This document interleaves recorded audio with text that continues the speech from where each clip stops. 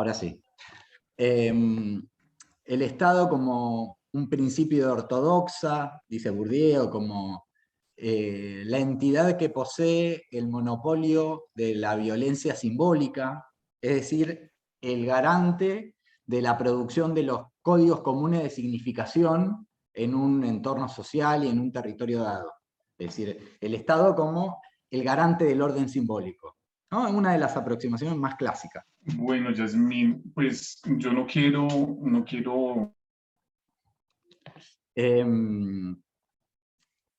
La idea de la clase de hoy es revisar, al menos desde tres lugares distintos, desde tres entradas distintas, algunas perspectivas que amplían esta idea o la redefinen o la discuten, ¿no? Un poco ese es el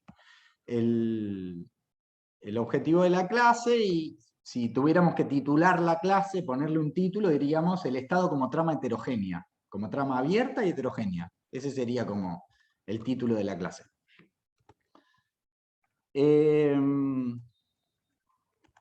Discutiendo con el supuesto de que el Estado, bueno, es un actor. Es un actor, es una unidad coherente, más o menos coherente, más o menos uniforme, que tiene cierta capacidad de acción autónoma de otras entidades. Hacia la discusión de esta idea vamos, entonces. Primer eje de discusión sobre esta idea del Estado como actor, uniforme y coherente, o más o menos uniforme, más o menos coherente. El primer eje está dado por la discusión acerca de los límites del Estado. ¿Cómo se establece el límite que distingue lo que es el Estado de lo que no es el Estado? Es decir, cómo se produce la separación entre Estado y sociedad. Ese es como un eje del debate.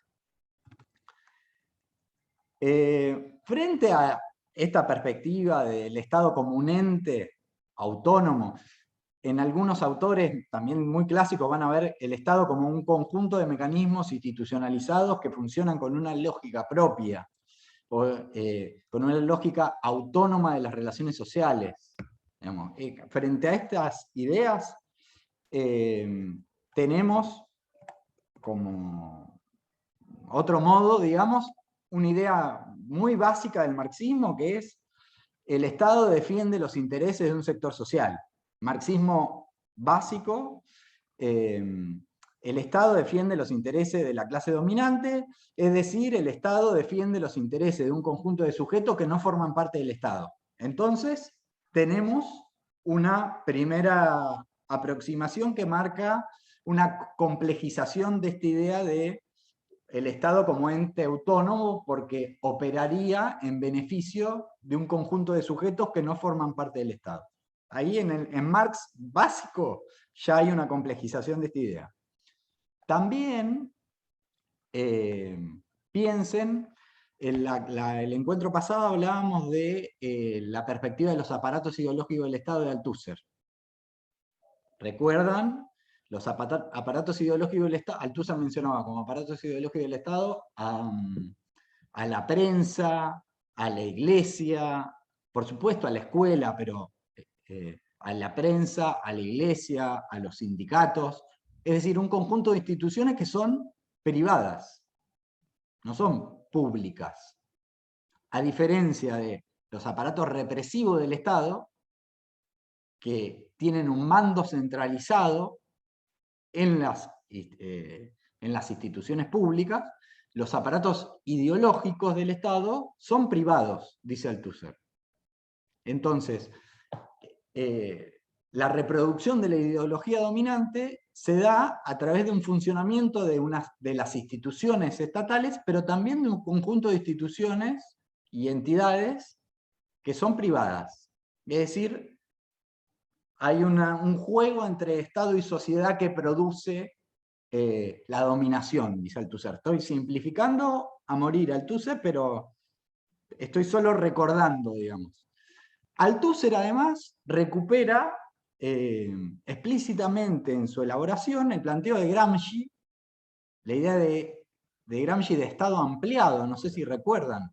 Para Gramsci, la hegemonía se produce cuando la sociedad política, lo que podemos llamar las instituciones estatales, funcionan con cierto grado de articulación con las entidades de la sociedad civil. ¿Recuerdan esa idea de Gramsci? La hegemonía se disputa en las trincheras de la sociedad civil.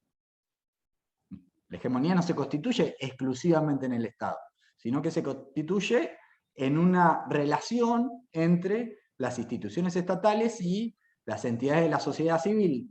Por ejemplo, los colegios profesionales, los clubes, los sindicatos, las bibliotecas, un conjunto de instituciones de la sociedad civil que garantizan la posición hegemónica de un sector social sobre el resto. ¿Hasta ahí vamos? Sí. Todo es como, bueno. Entonces, en el marxismo tenemos desde siempre diferentes perspectivas que discuten con esta idea del Estado como actor, como agente autónomo, cerrado sobre sí mismo, ¿no? Foucault suma una complejización más. Gise, vos ¿vas a decir algo? Ah, tenías. Foucault suma una complejización más, y es, recuerden, la perspectiva del poder disciplinario de Foucault.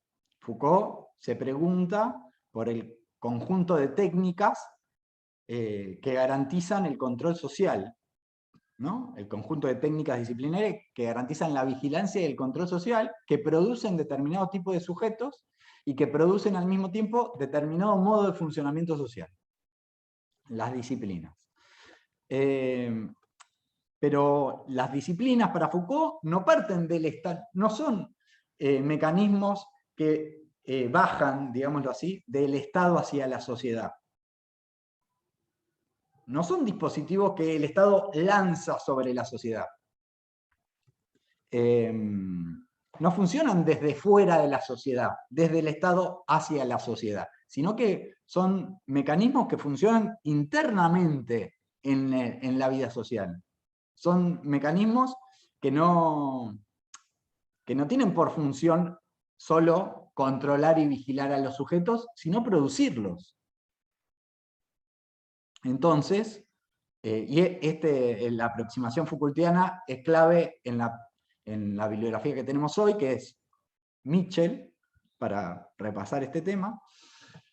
Entonces, con Foucault tenemos otra noción más que complejiza esta idea de que el Estado es una cosa, que la sociedad es otra, y entonces, si complejizamos esta pregunta, Mitchell lo que nos dice de lo que se trata es de preguntarnos cómo esa distinción es producida socialmente y los efectos que tiene socialmente esa producción. Entonces, Mitchell parte de una definición que recupera de otro autor marxista estadounidense, Philip Abraham. Podríamos haber visto algo de él, es también un autor muy trabajado en los estudios sociales del Estado, que lo que plantea es una distinción muy básica. Dice, para analizar al Estado hay que poder distinguir dos cosas. Por un lado, tenemos que poder distinguir lo que Abraham llama el sistema Estado, el conjunto de prácticas institucionalizadas que lo constituyen. Es decir, por un lado, prácticas múltiples, diversas, el conjunto de prácticas dentro de las cuales estaría incluido esta clase, por ejemplo. Conjunto de prácticas que hacen posible esta clase, el laburo qué sé yo, el Ministerio de Economía, el policía que controla. El sistema Estado es el conjunto de prácticas institucionalizadas, diversas. Y además del sistema Estado, la idea Estado, dice Abraham. Que la idea de Estado es la cosificación simbólica de ese conjunto de prácticas. Y Mitchell lo que nos dice es que tenemos que poder pensar al sistema Estado y a la idea Estado como aspectos del mismo proceso. Es decir, eso que llamamos Estado, eso que llamamos Estado, surge de técnicas que permiten que prácticas diversas, prácticas heterogéneas, adquieran una forma simbólica abstracta uniforme. Tenemos prácticas diversas que construyen una idea uniforme. La producción del concepto del Estado, concepto como idea, como imagen mental, como idea, como digo, imagen con efectos performativos, ¿no? Pero la producción del concepto del Estado como imagen es una producción que es necesario analizar porque forma parte de la naturaleza del fenómeno del Estado moderno. Entonces, ¿qué caracteriza al Estado moderno? Ser un conjunto de prácticas muy diversas que constituyen una entidad simbólica homogénea. Entonces Mitchell avanza sobre esta idea y nos dice: la distinción Estado-sociedad debe entenderse como una línea trazada dentro de una red de mecanismos institucionales por medio de los cuales se mantiene el orden social y político. Entonces, un elemento más, tenemos prácticas diversas que producen una idea uniforme que garantizan la reproducción de un orden social y político. Entonces, para Mitchell, el punto de partida epistemológico para acercarse al Estado son las prácticas de regulación y de control. Y esas prácticas, lo que le interesa a Mitchell es cómo ese conjunto de prácticas de regulación y control, ese conjunto de disciplinas que explicó Foucault, producen además de lo que explicó Foucault una noción de Estado, una idea de Estado, producen un concepto, una imagen mental que es con eficacia práctica, digamos. Entonces, yo le decía, una imagen mental, pero la clave está en esto, no es una imagen simbólica y real. No es que la frontera, la distinción entre Estado y sociedad sea irreal, sino que producir esa frontera y mantenerla genera fuentes de poder. Tiene la capacidad de producir agencia y la capacidad de producir autonomía. Entonces, en el texto de Mitchell lo que ustedes van a encontrar es un intento de acercarse a la historia, historizar, digamos, un conjunto de métodos, métodos de organización social, métodos de representación social, que funcionan dentro de las prácticas sociales, que regulan las prácticas sociales, que producen prácticas sociales, pero que crean el efecto de la existencia de una estructura ajena a esas prácticas.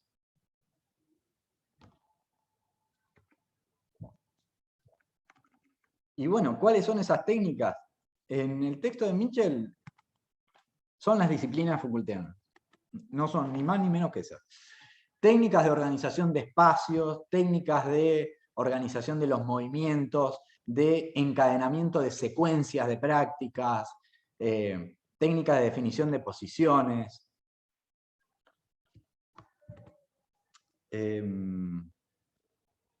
No sé, las técnicas que garantizan el trabajo fabril, que garantizan la invención del ejército moderno, las técnicas que permitieron el desarrollo de la pedagogía moderna, ese conjunto de técnicas que producen al individuo, dice Foucault. Ese conjunto de mecanismos,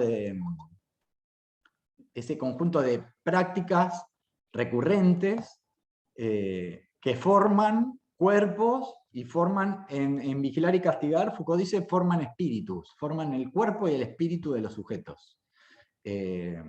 Cuando llego al colegio secundario, en los primeros años del colegio secundario, tenía una profesora de biología que nos decía, bueno, posición de biología, evidentemente de otra época, ¿no? Posición de biología, nos decía la profesora, y había que sentarse derecho en el banco. Bueno, era como si nos quisiera explicar Foucault, o sea, ¿qué es la disciplina? Bueno, eso, una posición corporal, el aprendizaje y la incorporación de una posición corporal, el conjunto de técnicas y procedimientos garantizan un modo de expresión, que garantizan un conjunto de valores morales también, por supuesto. Recuerdan, la idea de disciplina de Foucault me parece fácilmente analogable a la idea de disciplina deportiva. Las disciplinas deportivas forman cuerpos, y el cuerpo que forma, qué sé yo, no sé, el patín es muy distinto del cuerpo que forma la natación, porque la disciplina deportiva forma al cuerpo como una máquina de reproducir esa actividad, como una máquina eficiente para realizar esa actividad. Es exactamente la idea que plantea Foucault, pensando en las técnicas disciplinarias que producen la sociedad moderna, el individuo moderno. Un sujeto individualizado, individualizable, pero que forma parte de una organización social, de un orden social. Bueno, Mitchell lo que nos dice es que Foucault nos explica todo esto, pero no nos aporta una conceptualización para abordar cómo estos mecanismos capilares del poder se relacionan con formas estructurales más grandes. Cómo estos mecanismos institucionalizan y reproducen otra clase de estructuras mayores. Y bueno, estas estructuras mayores son las que Mitchell va a intentar explicar. Entonces, dice Mitchell, al mismo tiempo que se internalizan las relaciones de poder por medio del ejercicio de la disciplina, por medio del funcionamiento de las técnicas disciplinarias, estas relaciones de poder adquieren la apariencia de estructuras externas. Entonces, la producción de la estructura externa es un efecto estructural de las técnicas disciplinarias, dice Mitchell. Es decir, son la contraparte de la producción de la subjetividad moderna. Les puedo leer un fragmento, uno de los ejemplos del texto de Mitchell, para situar un lugar en donde pensar. El texto está lleno de ejemplos, pero les puedo presentar uno.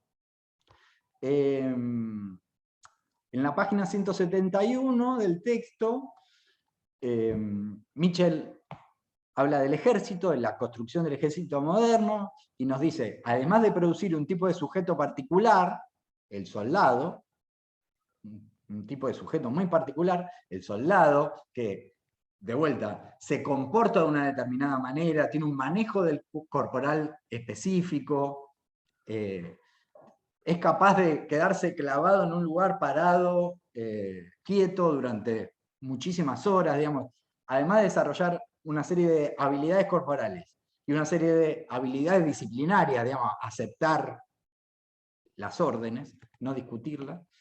Además de producir este sujeto, las técnicas producen una entidad abstracta que es el ejército. Entonces, les leo un cachitito de la página 171, en donde dice, por ejemplo, los nuevos métodos militares de finales del siglo XVIII produjeron al soldado individual disciplinado y de manera simultánea el novedoso efecto de una unidad armada como máquina artificial. De alguna forma, este aparato militar parecería ser más grande que la suma de sus partes, como si fuese una estructura con una existencia independiente de los hombres que la conforman. En comparación con otros ejércitos, que ahora parecieran conglomerados de hombres ociosos e inactivos, el nuevo ejército parecía tener un aspecto bidimensional.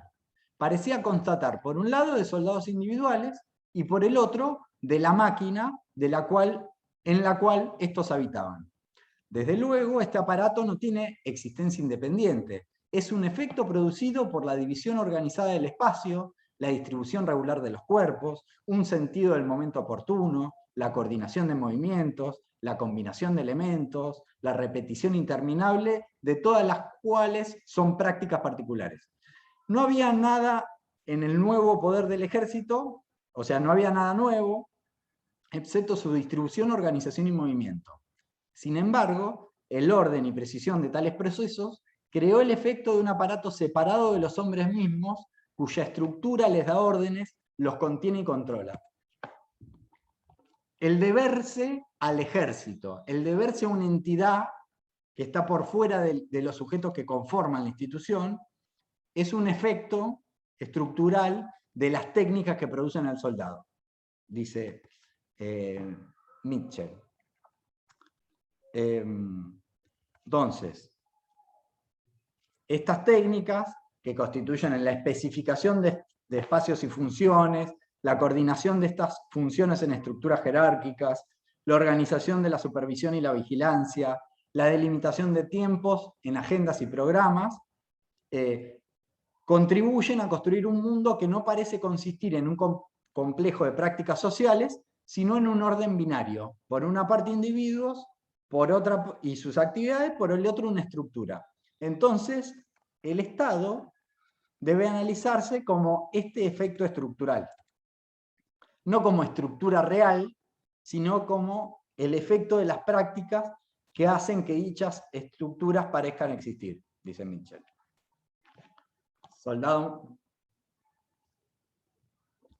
Bueno. A Mitchell le interesa discutir especialmente algunos temas a partir de esto. Especialmente le interesa discutir a Mitchell la economía, digamos. El texto termina con un análisis de la construcción de la economía como esfera autónoma de la vida social. Incluso también tienen unos cuantos ejemplos respecto del sistema bancario, como el sistema bancario es un conjunto de procedimientos, un conjunto de prácticas que se organizan en función de esta distinción entre Estado y sociedad. Es decir, el sistema financiero se organiza, digámoslo así, a partir del supuesto de que Estado y sociedad son esferas autónomas, digamos, y que, bueno, y que la economía funciona como una esfera autónoma. A Mitchell le interesa discutir esta cuestión. Yo quiero llevar la reflexión hacia otro lado. Digo lo de Mitchell para irme de Mitchell. A mí me interesa especialmente la idea del efecto Estado para acercarnos a algunos trabajos que hicieron etnografía del Estado en Argentina, porque me parece que puede ser iluminador de algunas discusiones.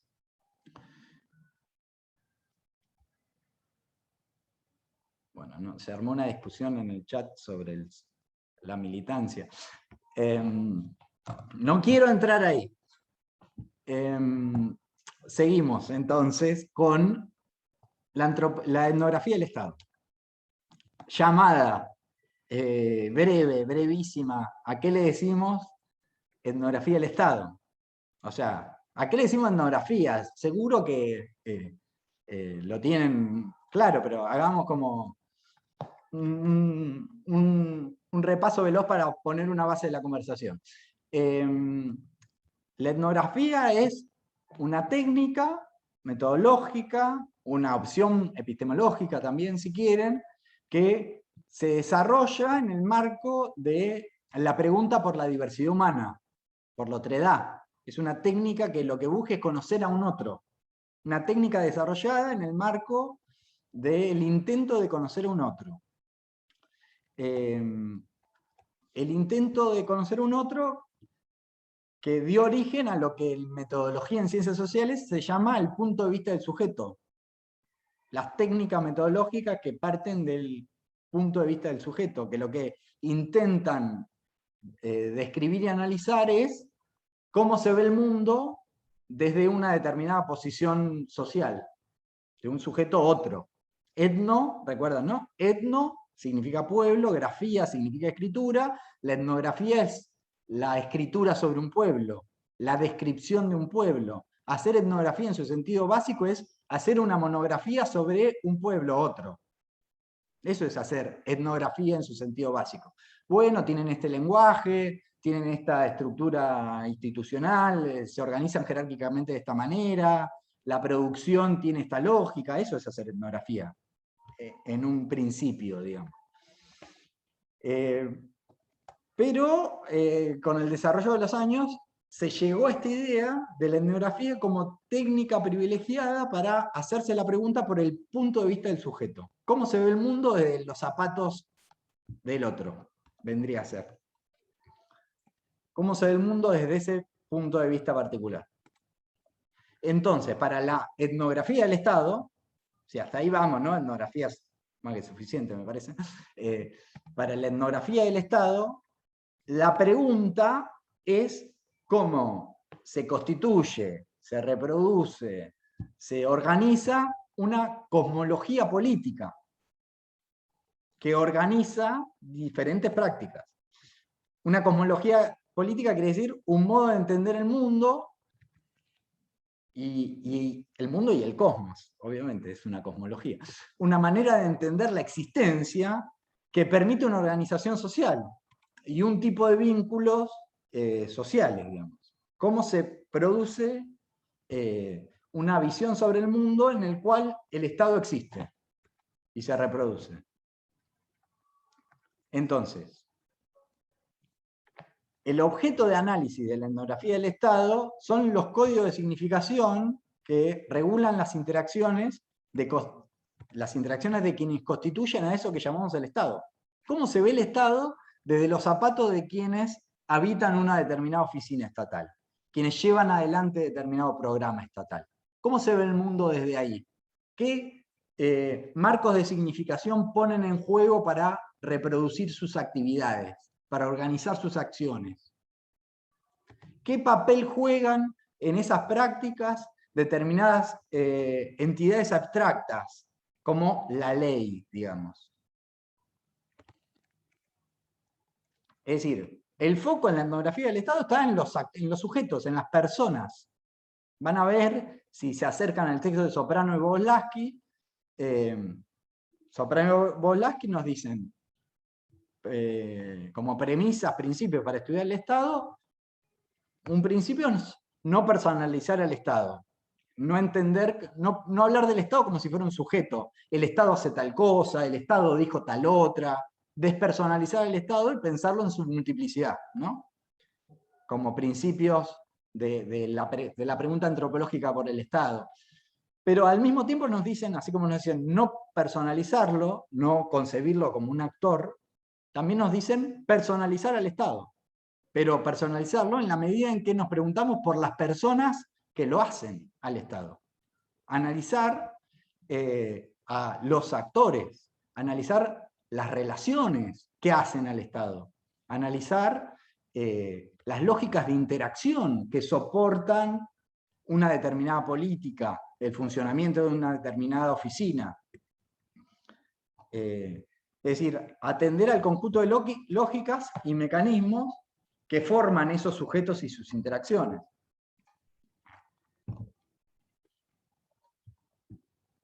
Entonces, todo esto para, obviamente, acercarnos a Perelmutter, ¿no? Perelmutter, que parte de esta perspectiva, nos dice la burocracia es un conjunto de situaciones en las que se definen las relaciones que componen y reproducen la burocracia. O sea, la burocracia son gente haciendo cosas. Eso es ¿saben qué es la burocracia? Gente haciendo cosas. Para Perelmutter, para la etnografía del Estado. ¿Y por qué? Porque en esas prácticas, en esas interacciones de esta gente que hace cosas, se definen los atributos de los funcionarios, las políticas que implementan, las estructuras institucionales, los recursos que se movilizan. Todo eso se forja en las interacciones que llevan adelante personas, sujetos. Un poco partiendo de estas premisas también, la sociología contemporánea del Estado van a encontrar, no sé, sobre el macrismo, sobre el primer gabinete de Alberto Fernández, también un montón de trabajos que se preguntan, bueno, ¿quiénes son estas personas que forman el Estado? Los cuadros altos, ¿no? Los funcionarios de mayor rango, ¿no? ¿Quiénes son? ¿De dónde vienen? ¿Cuál es su recorrido? ¿Quiénes son estas personas? Porque estas personas en sus interacciones producen al Estado. Y a Perelmutter, partiendo de esta perspectiva, le interesa algo que para mí, a mí siempre me resultó revelador, digamos, en el tipo de preguntas que nos hacemos quienes pasamos por instituciones como esta, como este doctorado, quiero decir. Perelmutter se pregunta, ¿qué efectos produce el efecto Estado, este efecto estructural que tiene el Estado de crear la imagen de la autonomía respecto a la sociedad, este efecto estructural, qué eficacia, qué efecto produce sobre las personas que habitan el Estado, que producen el Estado en sus prácticas cotidianas? Perelmutter, el encuentro pasado, algo les adelanté, hace etnografía en el Ministerio de Desarrollo Social de la Nación, no recuerdo la subsecretaría en particular, pero hace en una serie de direcciones, manejadas en ese momento por barrios de pie, por una organización social. Es el contexto en el cual el primer kirchnerismo, el gobierno de Néstor Kirchner, el momento en el cual las organizaciones sociales surgidas en la crisis de fines de los 90, principios de los 2000, los movimientos piqueteros, digamos, este es el contexto en el cual algunos de estos movimientos de base forman una alianza con el partido gobernante y acceden a posiciones en el Estado. En este contexto, Perelmutter se pone a hacer etnografía. Bueno, ¿qué le pasa a esta gente, a estos militantes sociales, cuando se transforman en funcionarios? ¿Qué les pasa? ¿Qué estado producen estos militantes sociales en el Estado? Entonces, lo que nos dice Perelmutter es que este ministerio, recuerden, Alicia Kirchner, ministra, este ministerio se planteó como problema, como un problema a resolver, la distancia del Estado respecto de la sociedad. O sea, piensen en el contexto de crisis, saliendo de la megacrisis, crisis del 2001 en Argentina, crisis de representación del sistema político, reconstrucción de la autoridad estatal, bueno, 2002, recuerdan la Argentina, ya no me acuerdo los números de pobreza del 2002, pero insostenibles, digamos, imposibles de imaginar, incluso para los altísimos niveles de pobreza de hoy. El presidente asumiendo con menos votos que pobres, recuerden una frase muy recurrente de Néstor Kirchner, tuvo menos votos en las elecciones que lo consagran presidente que pobres había en la Argentina, o sea, había más pobres que votantes del presidente.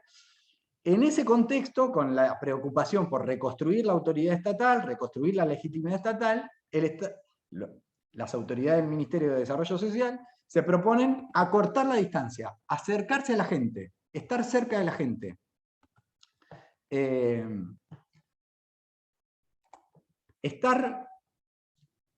Bajar al territorio, dice eso, como una frase que le interesa mucho a Perelmutter, ¿no? Bajar al territorio, estar con la gente, hacer un estado presente, para decirles algunas consignas que siguen siendo eficaces. Perelmutter dice, buscan producir una burocracia plebeya, así se llama el libro, la burocracia plebeya. Buscan producir una burocracia plebeya que está caracterizada por la producción de vínculos de apego, de vínculos de cercanía entre agentes estatales y destinatarios de las políticas. O sea, romper la distancia. Perelmutter, bajar el territorio es una frase que usan los actores que Perelmutter analiza. Es una categoría nativa, diríamos en términos antropológicos. Por eso Perelmutter dice bajar a territorio, porque es lo que le dicen los actores que ella entrevista, con los que ella baja al territorio con ellos, ¿no? O sea, viaja con ellos a... sí, Julián. Sí, ¿qué tal? Buenas tardes. De hecho, que sea una categoría nativa incluso hasta me suena un poquito hasta más fuerte, digamos, ¿no? Porque es como la comunidad, digamos, significa a aquellas personas que vienen del Estado a establecer un modo de relación con ellos, digamos. Entonces, o sea, esas categorías que nacen de esa interacción con la comunidad, digamos, porque la categoría nativo es bien antropológica y por ahí, viste, cuando vas al barrio, decirle nativo a alguien que vive en tu misma cuadra es medio difícil. Qué sé yo, y me parece que lo que hace es significar un modo de relación social que tiene el Estado para con ciertos sectores. Entonces, a partir de ahí que esas personas dicen, bueno, esta persona bajó del Estado y vino con nosotros, digamos, ¿no? La palabra bajar digo, como una persona que trabajó toda la vida en el Estado y que se encuentra mucho con ese tipo de definiciones, incluso uno mismo como ciudadano, porque trabajar en el Estado no te quita la categoría de ciudadano, no la perdés, digamos. Siendo No, funcionario, menos todavía. Por eso digo, quería como genial, genial. aportar. Buenísimo, mirá, me parece dos cosas.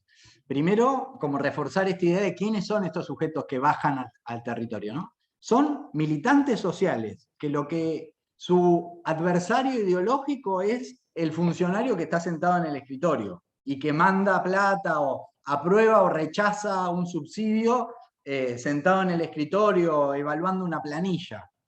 Frente a eso, estos sujetos dicen, no, no, hay que construir otro Estado, hay que construir un Estado cerca de la gente, vos no podés rechazar el apoyo a un comedor comunitario porque no te da, no sé qué, no te da el Excel para usar una categoría nativa de otro grupo político argentino, ¿no? No te da el Excel. Bueno, no, no, vos tenés que ir ahí, tenés que estar con la gente, tenés que entender lo que le pasa, tenés que bajar a territorio significa eso, ¿no?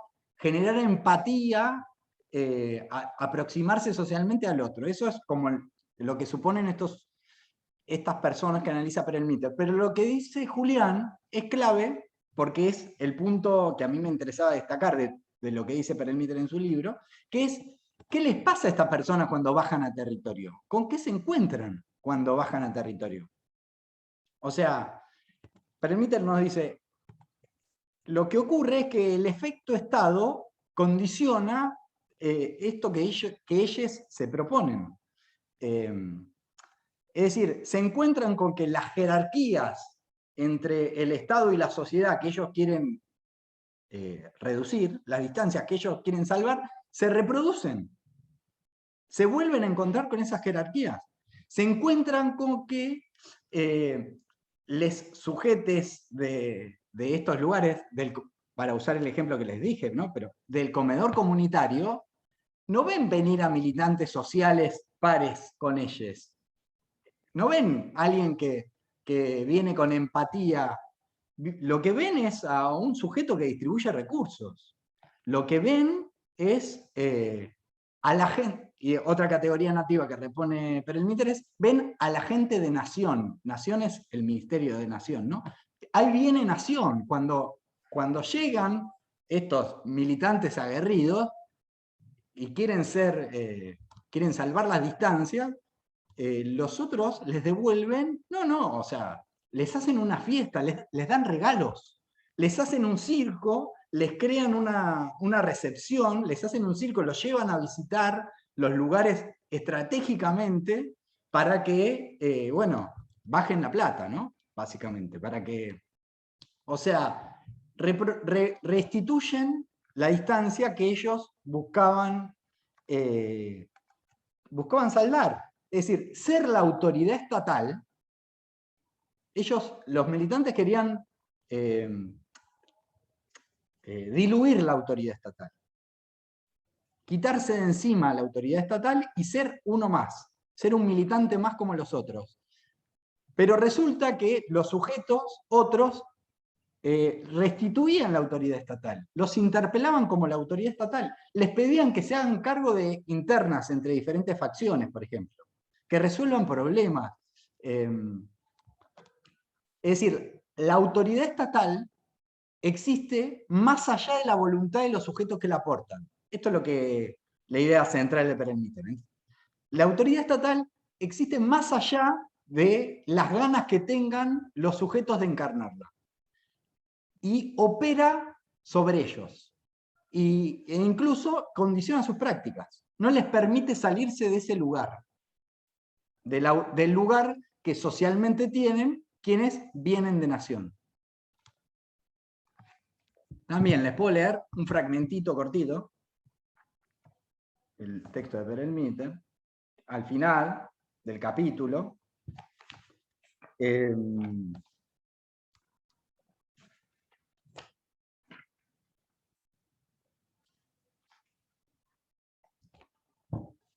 Perelmuter intenta reconstruir, bueno, cuáles son las estrategias que se daban estos funcionarios públicos cuando iban a territorio para salvar las distancias, ¿no? ¿Qué hacían? ¿Cómo se vestían? ¿Cómo se manejaban? Cualquiera que fue parte de una institución pública y tuvo que encontrarse con un interlocutor sabe de qué se trata esto, ¿no? De cómo presentarse frente al otro.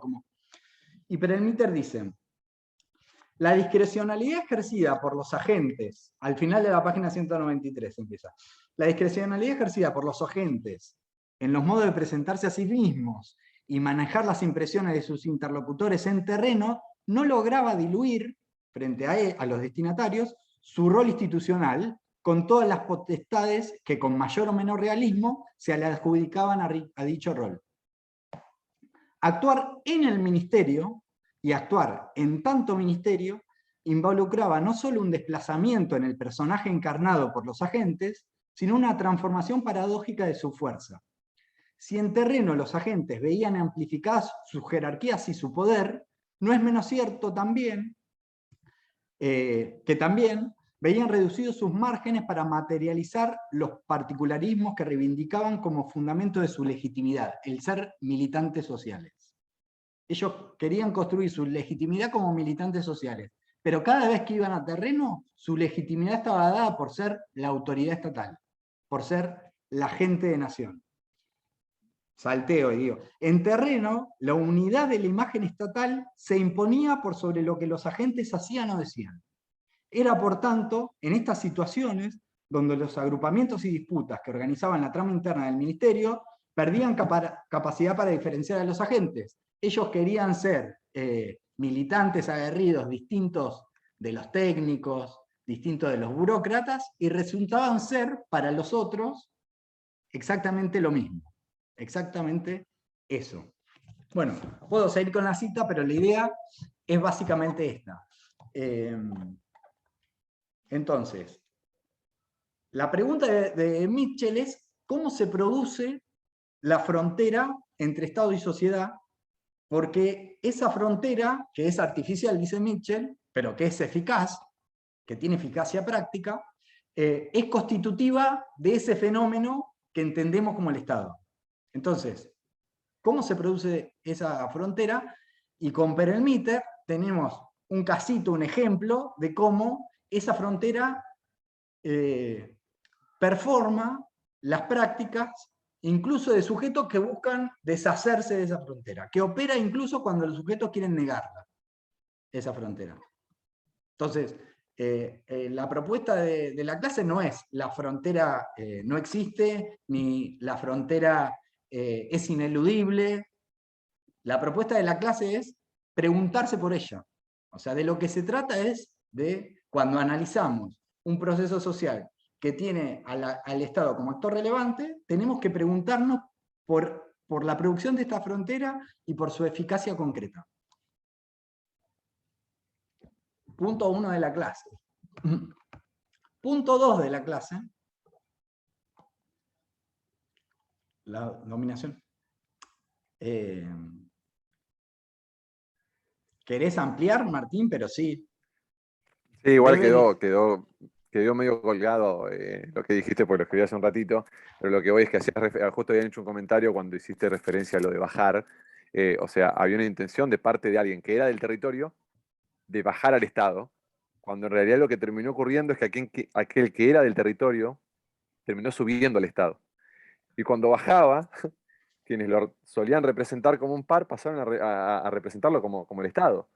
Entonces se terminó obedeciendo, una forma de decir obedeciendo, porque después hiciste referencia a la idea de autoridad. Lo que se terminó obedeciendo fue al cargo, digo, ahí al que reconocían no era un par, reconocían al Estado. Y mañana Exacto. podía venir otra persona y lo iban a significar del mismo modo. Por eso puse lo del racional legal, porque digamos, la obediencia o la probabilidad de prestar obediencia al cargo indistintamente de la persona. Exacto, es exactamente eso. La apuesta de Perelmutter es exactamente mostrar cómo no tenemos que partir del supuesto weberiano de la existencia del Estado como procedimiento autónomo con una lógica propia y cerrada sobre sí misma, ajena a las relaciones sociales. Perelmutter no parte de ese lugar, pero sí señalar que hay algo de esa lógica que señalaba Weber que opera sobre los sujetos, que incide sobre ellos, que tiene eficacia. Es decir, que esa imagen del Estado como autónomo de la sociedad es constitutivo de eso a lo que llamamos Estado. La pregunta es cómo, concretamente cómo. Pero, genial.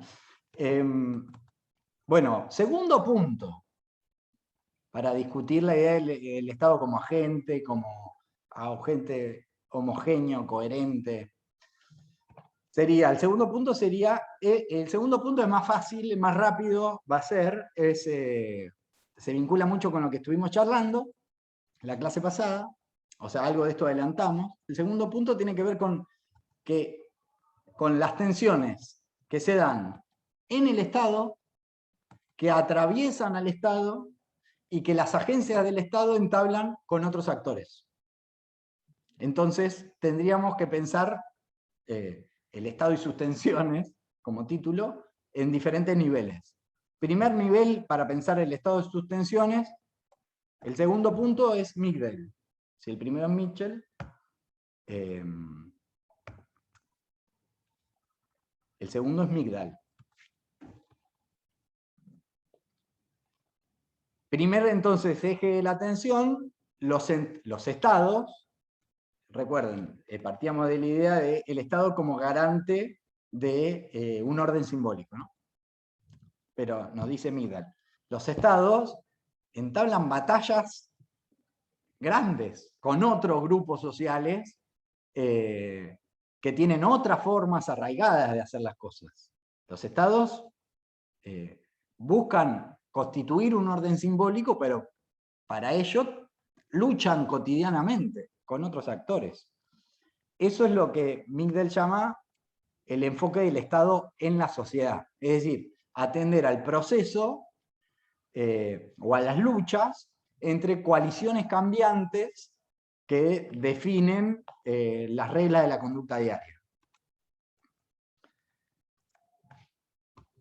Entonces, en estos procesos de lucha es que se definen, dice Migdal, la forma de estructurar la vida cotidiana, la naturaleza de las reglas que gobiernan la conducta de la gente, a quiénes benefician estas reglas, qué elementos unen a las personas y cuáles las dividen, qué significado comparte la gente acerca de sus relaciones con otros y su lugar en el mundo,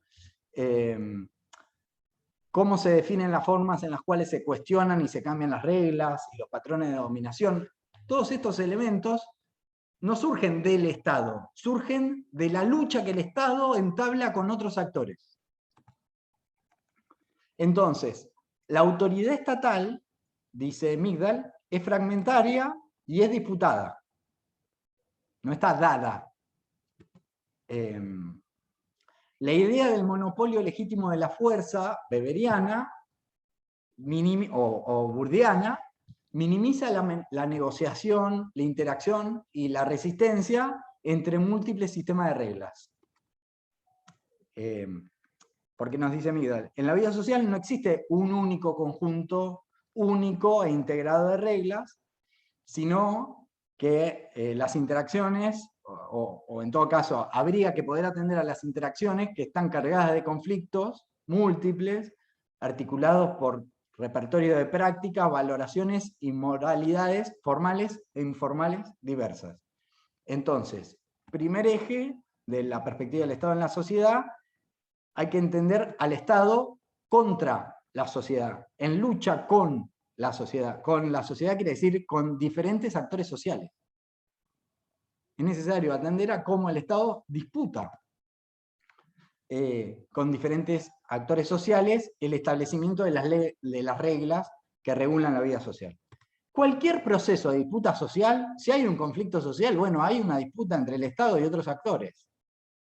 Si hay conflicto social en nuestras sociedades, digamos, en los países de los cuales provenimos quienes nos encontramos en este Zoom, tenemos miles. O sea, es absurdo la idea de un orden simbólico uniforme y unificado en donde todos se comportan de acuerdo a las reglas. No hay manera de pensar eso en nuestras sociedades. Cualquier proceso de disputa social es un proceso en el cual el Estado disputa criterios con otros colectivos. Digo, cualquier proceso de disputa social, pero también microprocesos, o procesos en los cuales el conflicto no es tan evidente. Pensando en algunos de los temas, cuando leía algunas de las presentaciones en el foro, se me ocurría para ejemplo para esto, piensen, no sé si son de Argentina justo quienes trabajan en estos temas, pero piensen en las computadoras del Conectar Igualdad, que fue un programa que distribuyó computadoras a estudiantes de colegio secundario en la Argentina, y eso genera un gran debate y controversia sobre qué hacían los estudiantes con esas computadoras, para qué las usaban. El debate giraba en torno, bueno, las usan para, qué sé yo, para chatear, las usan para cualquier cosa menos estudiar, decían quienes criticaban que el Estado reparta a los estudiantes secundarios computadoras. Las usan para cualquier cosa menos para aprender, que se supone que es el sentido. Y podríamos pensar cualquier política social en la cual surge un debate acerca de qué hace la gente con esos beneficios. ¿Qué hace la gente con los beneficios que recibe de una política social? Cuando hay un debate en torno a estos temas, cuando hay ejemplos de gente que hace cosas que no estaban previstas en el texto de la normativa, de la política, encontramos esto, múltiples sistemas de reglas operando socialmente, una disputa sobre cuáles son los sistemas de reglas, las moralidades que tienen que ordenar la vida social. Entonces, el Estado contra la sociedad. Pero además, segundo punto, también hay disputas entre lógicas al interior del Estado. Migdal también recupera esta distinción entre imagen del Estado y prácticas múltiples, imagen uniforme del Estado. Entonces, y nos dice, mientras la imagen del Estado implica una moralidad singular, una manera estándar de hacer las cosas, la manera oficial, la manera correcta de actuar, de desempeñarse en una situación social, en las prácticas reales del Estado, lo que hay son múltiples tipos de desempeño. Múltiples tipos que entran en disputa.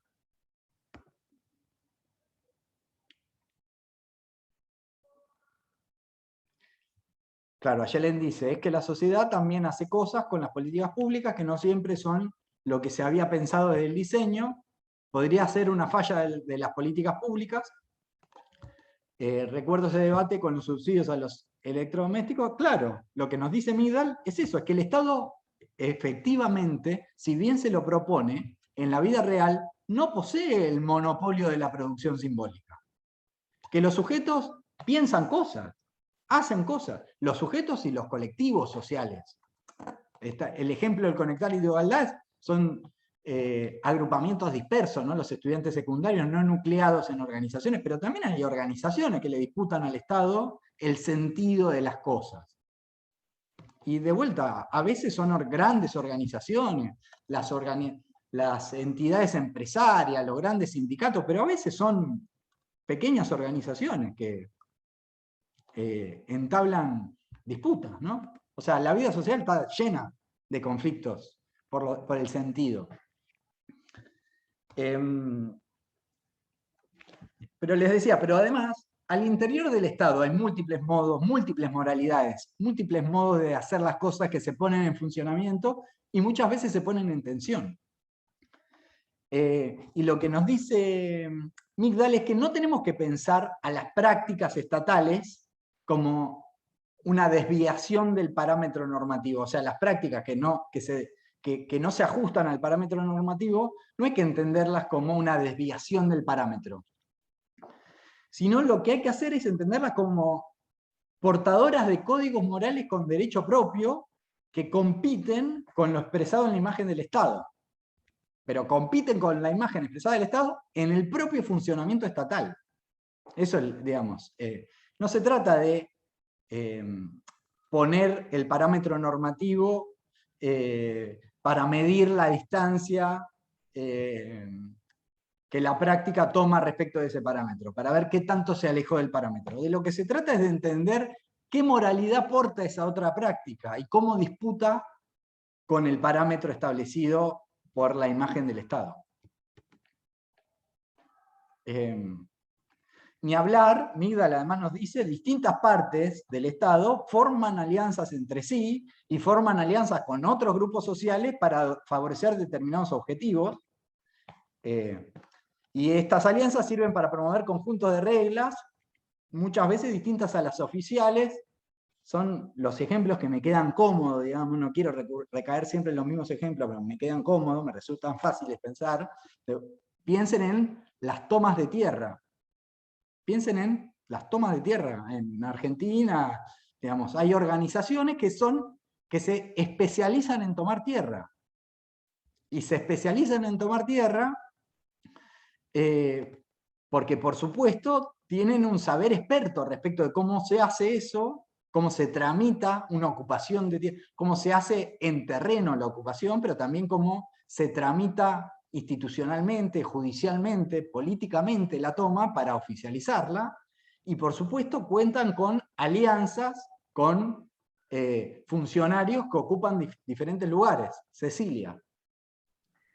No me termina de quedar claro, no leí el texto de Migdal, pero no me termina de quedar claro cuál es el sentido o el contenido del concepto otros actores al que alude Migdal.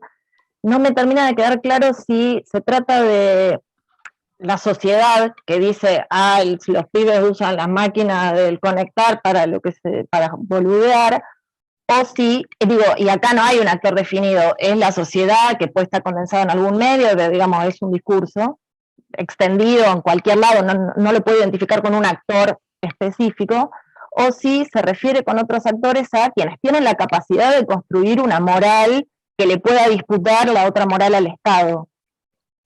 Por supuesto que el interés de Migdal está puesto en este segundo caso. Decididamente. O sea, pero de todas maneras, depende del fenómeno social que nosotros estemos abordando, de lo que se trata es de problematizar la idea de que el Estado posee el monopolio de la producción simbólica. Y de lo que se trata es de analizar cómo la producción simbólica estatal entra en disputa con otras. Ahora, ¿cuáles son las entidades que producen esas otras producciones simbólicas? Bueno, depende...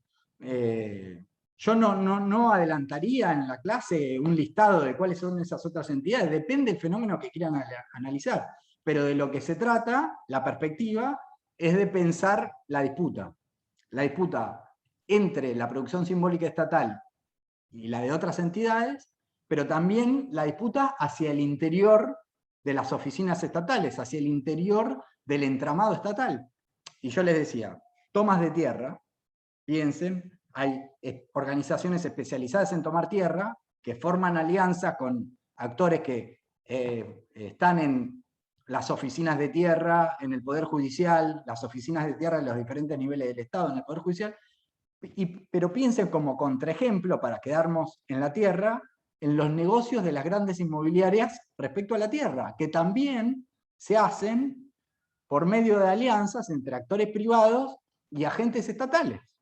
Piensen en la habilitación de un barrio cerrado.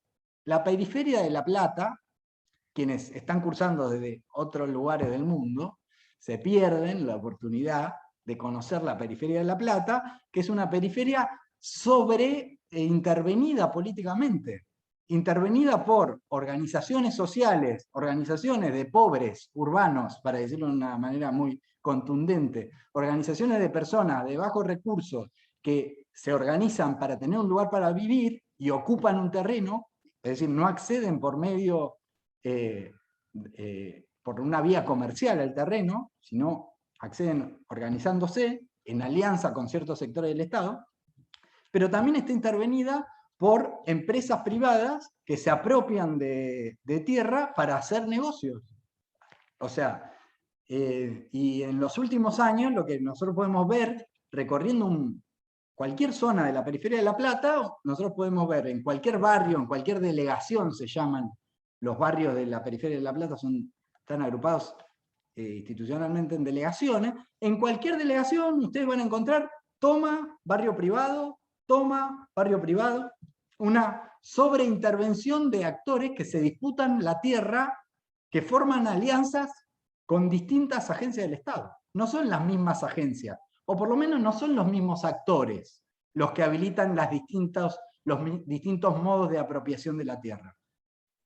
Y muchas veces las oficinas estatales entran en contradicción entre sí sobre para qué hay que usar una tierra disponible.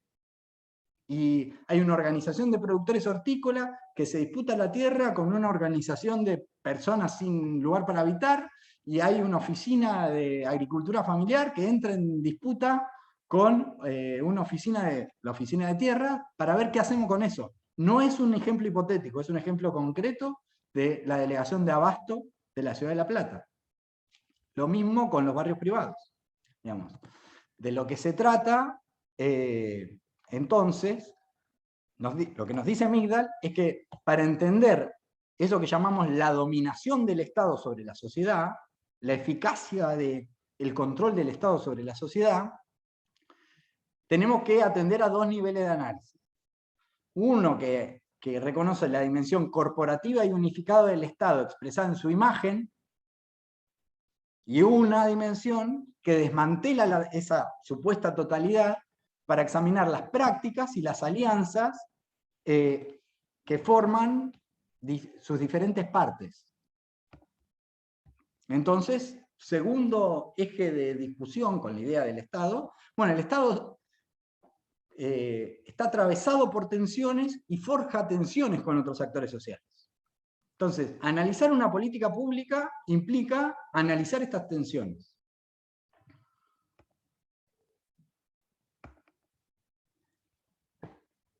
Bien. Último punto.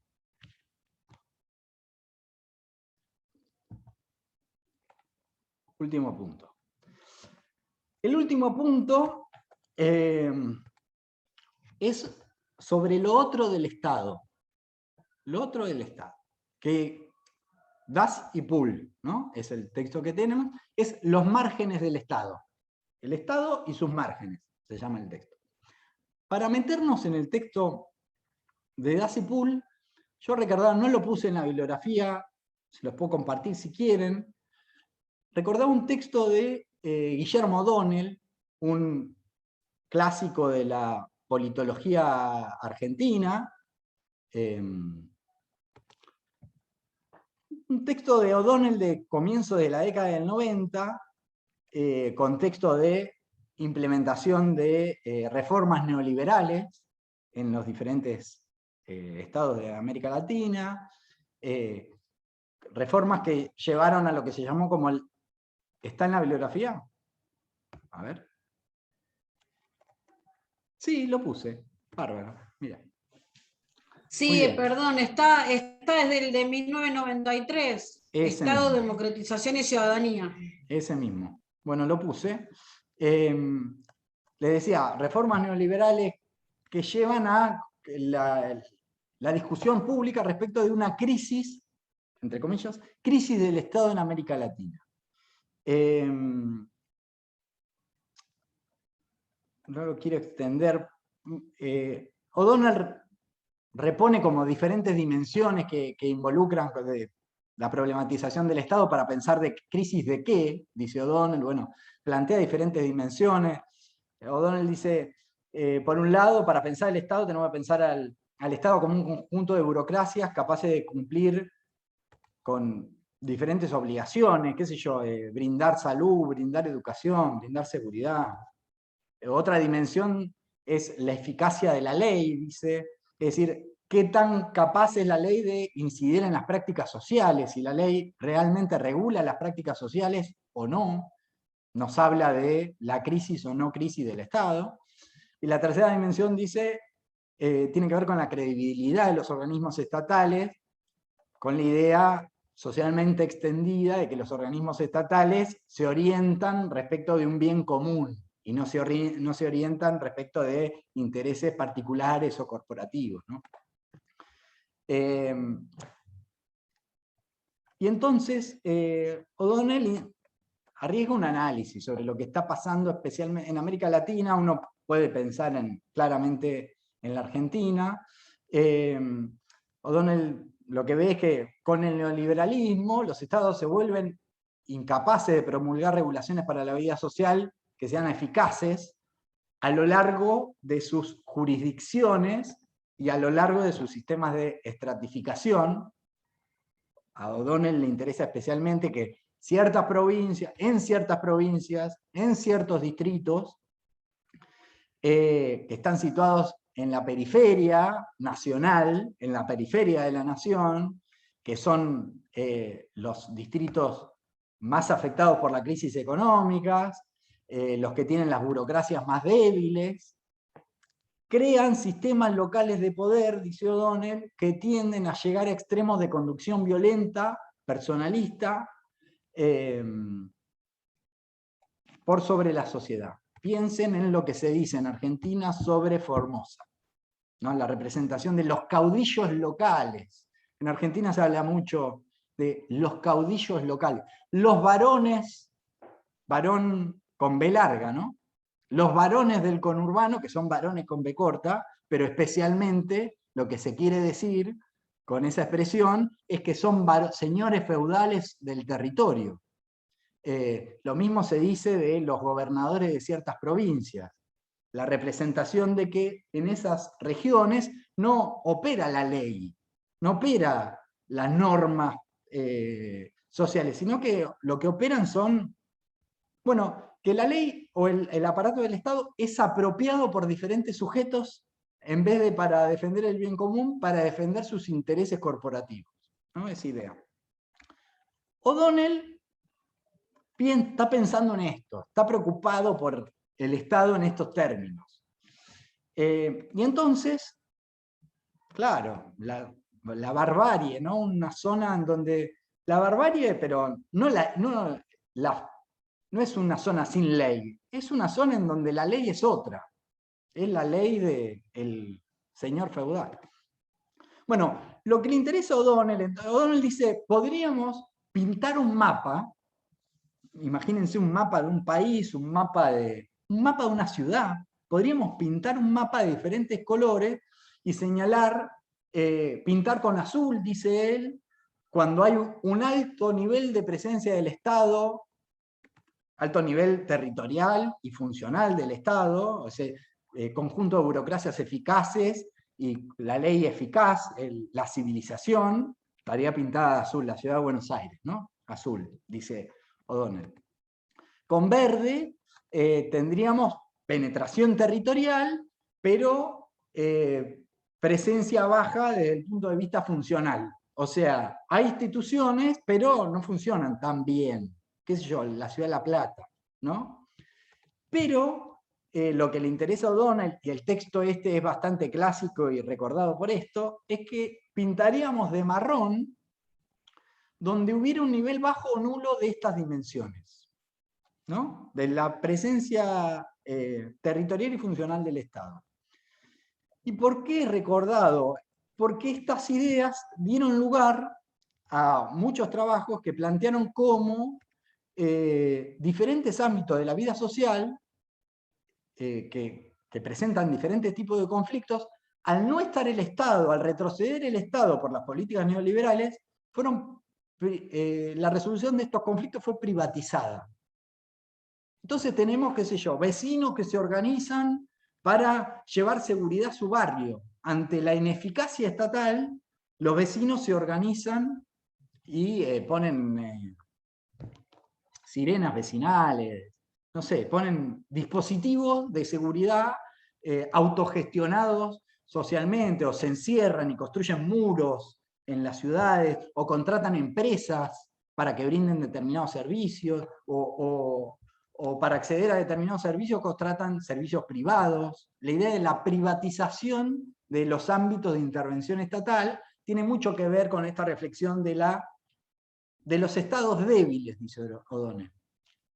Ante la producción de estados débiles, el Estado se retira, podemos tener caudillos que generan gobiernos con otra ley para sus propios intereses, pero también tenemos la sociedad, podríamos decir, organizándose de abajo, si quieren, autoorganizándose y generando sus propias dinámicas porque el Estado no está. Incluso, hace poco, digamos, tenemos un autor contemporáneo argentino, un sociólogo argentino, Javier Aullero, seguramente lo conozcan. Javier Aullero tiene algunos trabajos interesantes que en vez de hablar de zonas marrones, habla de zonas grises. Recupera la idea de las zonas marrones, pero él plantea la idea de las zonas grises. En la periferia de las grandes ciudades habría zonas grises en donde la ley opera y no opera. Gris es entre blanco y negro, ¿no? No es blanco-negro, acá no hay ley, ¿no? Esa idea. En Rosario el narcotráfico domina los territorios y no hay ley, dicen los medios de comunicación.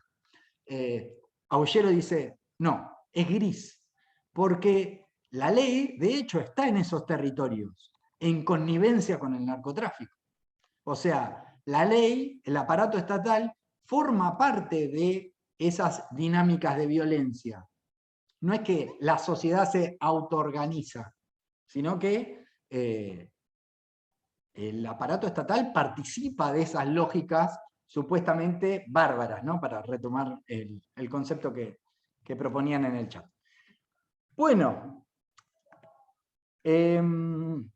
entonces, Aullero, O'Donnell, estos discursos de sentido común, lo que piensan es al Estado debilitándose hacia sus márgenes, áreas de eficacia estatal, en donde todo, la ciudad de Buenos Aires, ¿no? La tierra prometida, la civilización, y áreas en donde el Estado se va debilitando su presencia y se van generando zonas marrones, zonas grises. Pero lo importante es esta idea de un centro eficaz y unas periferias en donde el Estado se vuelve ineficaz. Dassey y Poole nos proponen discutir con esta idea. Porque lo que nos plantean, la idea de Dassey y Poole es sencillísima, es muy sencilla, conceptualmente muy básica, es el límite, el margen, eso que parece estar por fuera, no es el límite de la eficacia estatal, sino que es constitutivo de la eficacia estatal.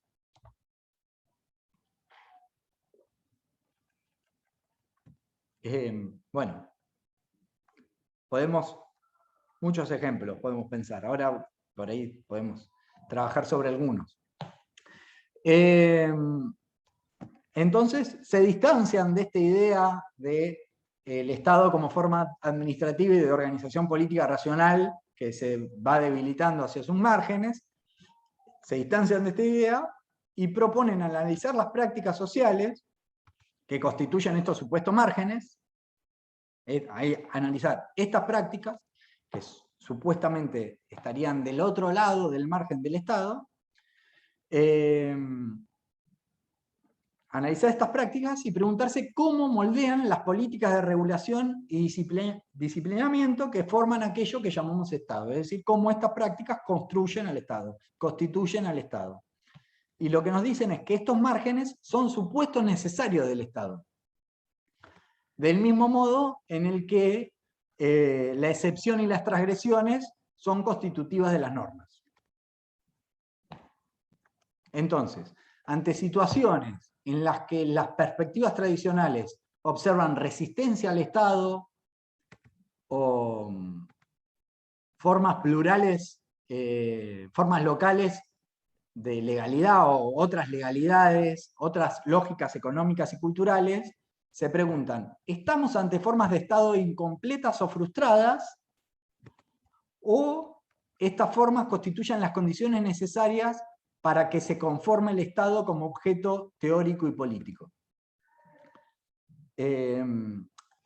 Obviamente estamos hablando de márgenes que no son solo territoriales, son también ámbitos sociales en los que la ley y otras prácticas institucionales son atravesadas por formas de regulación que surgen de abajo, de las poblaciones o de otros actores sociales, ¿no? Entonces, proponen 3 conceptos de margen. 3 ideas de margen. Las repasamos. No, a mí no me resultan interesantes en sí mismas, pero para hacerle fiel al texto, las repasamos velozmente. Primer concepto de margen. El margen como un espacio en donde están contenidos o donde habitan personas que son insuficientemente socializadas en el marco de la ley. Entonces, es productivo, dicen Das y Pool, comprender las tecnologías de poder a través de las cuales los estados intentan manejar a estas poblaciones que están por fuera de la ley, pacificar a estas poblaciones, a través de la fuerza o a través de la pedagogía para transformar estos sujetos. Entonces, primer concepto de margen, el Estado pacificador y sus prácticas. Segundo concepto de margen, las manifestaciones del Estado, las prácticas del Estado, los documentos del Estado, las palabras, los discursos estatales, en su relación con los sujetos sociales. Porque lo que nos dicen Das y Pool es que los objetos del Estado son socialmente elegibles muchas veces. Entonces ahí se abre una pregunta por los procesos y disputas sociales en torno a lo que significa y a lo que habilita la presencia o la ausencia del Estado de alguna de sus manifestaciones en un determinado ámbito. Dicen Das y Pool, los mismos documentos a través de los cuales se busca fijar la identidad adquieren un diferente tipo de vida cuando tanto los funcionarios del Estado como los ciudadanos los manipulan para diferentes fines. ¿Para qué sirve, qué significa y para qué sirve un documento? Un documento público, el documento de identidad, el título de propiedad, el título de, decíamos, el título de tenencia de la tierra de una comunidad, decíamos la clase pasada respecto a las mapuches. ¿Qué significa y para qué sirve un documento? Es otro espacio productivo para pensar los márgenes del Estado. Creo que Ayelén, la clase pasada decía, tenemos, no me acuerdo si estábamos hablando de comunidades originarias, pero da lo mismo si estuviésemos hablando de comunidades originarias o de cualquier otro conflicto por la tierra, tenemos papeles que no valen. Hay colectivos que poseen papeles que no valen, porque lo que vale un papel está en disputa. Digamos, ¿de qué vale un papel? Está en disputa.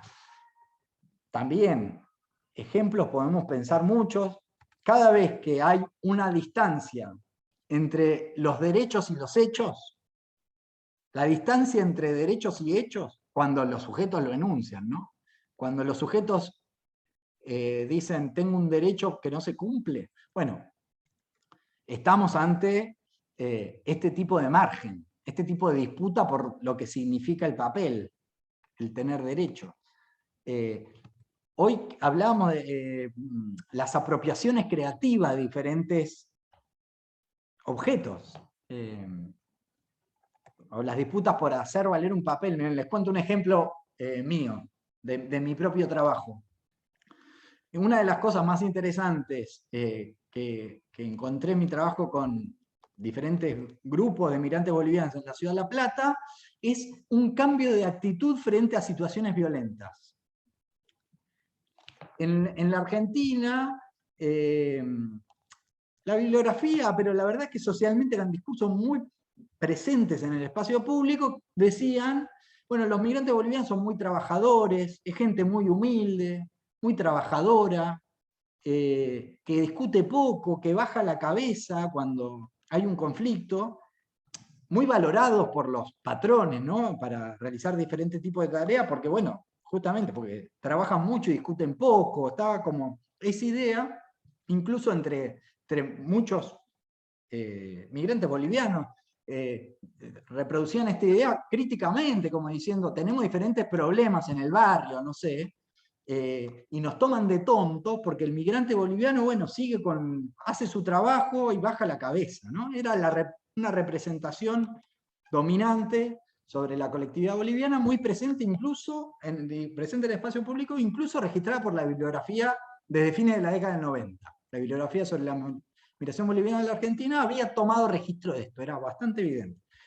Una de las cosas más interesantes que observé yo es que luego de la reforma de la ley migratoria, de las políticas de regularización de los migrantes, del acceso a la documentación de los migrantes, algo cambió.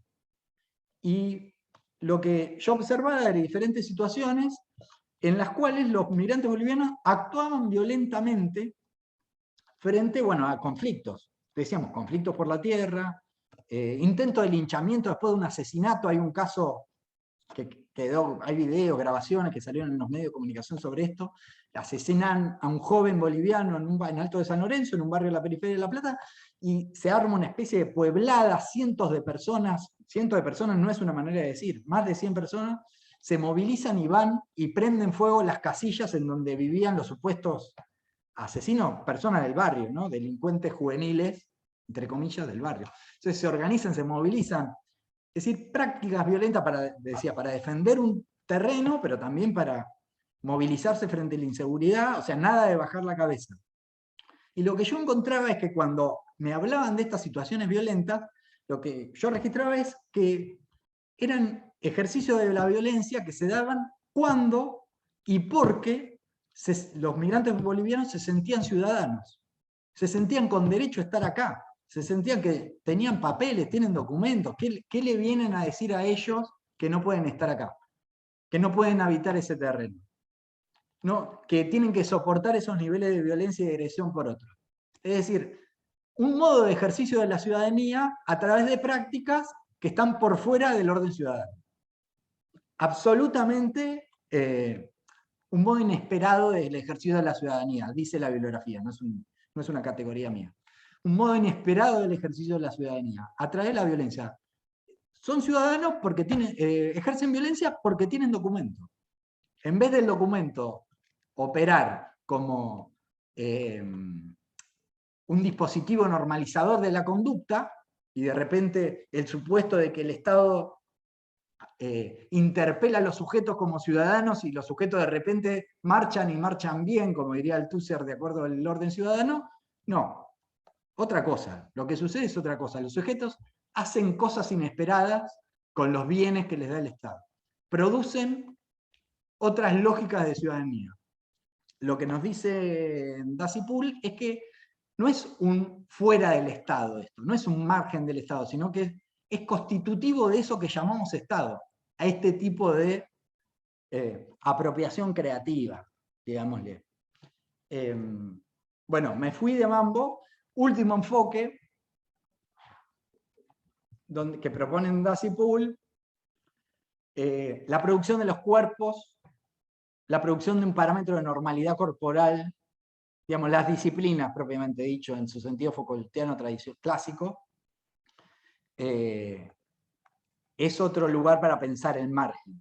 Porque el margen, digamos, el cuerpo no como un fuera del Estado, el cuerpo individual de los sujetos no como un fuera del Estado, sino como un lugar en el cual el Estado se constituye en la producción de los cuerpos, y en cómo esa producción corporal es disputada. Entonces, la idea de margen para Dacipool no es un fuera del Estado, no es el lugar que está por fuera, más allá del Estado, sino el margen es como si fueran un conjunto de ríos que fluyan al interior y a través del Estado. Entonces, lo que nos proponen es no distribuir las prácticas en categorías normativas dicotómicas, del tipo, bueno, esto está dentro de la ley, esto está fuera de la ley, o sea, qué tan cerca de la ley, de vuelta, qué tan cerca de la ley está una práctica, no distribuir las prácticas en este tipo de categoría dicotómica, sino reconocer su constitución dual. Sino reconocer a la ley como un factor que informa las prácticas. Bueno, que informa las prácticas. Entonces, esto lo que nos llevaría es no concebir a los mundos locales, a las prácticas en territorio, las prácticas desde abajo, las prácticas ciudadanas, no concebir a esas prácticas que no son las prácticas de los agentes estatales o como opuestas al Estado, sino lo que nos proponen es atender a los modos por los cuales los límites conceptuales del Estado son extendidos y rehechos en la vida diaria. Y por lo tanto, lo que nos proponen es ir más allá de la distinción entre, bueno, sumisión y resistencia, como categorías también clásicas del análisis de la relación entre Estado y sociedad. Ir más allá de esa distinción binaria.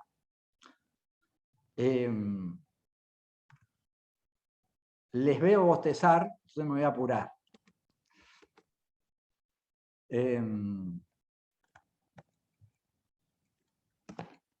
Bueno, básicamente, las poblaciones, y cierro Daci Puli, nos queda un último llamado. Cecilia, sí.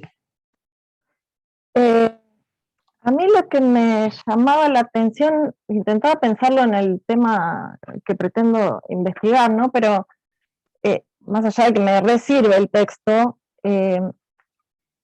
digamos, no encuentro nada que quede por fuera del Estado desde esta perspectiva. Todo es Estado. Y me da fastidio eso. Digo, hay algo que tiene que no ser Estado.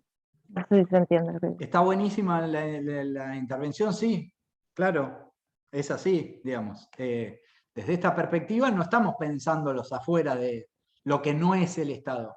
Estamos pensando cómo eso que se aparece como lo otro del Estado es constitutivo del Estado. Ahora, los autores no nos dicen es imposible una fuera del Estado.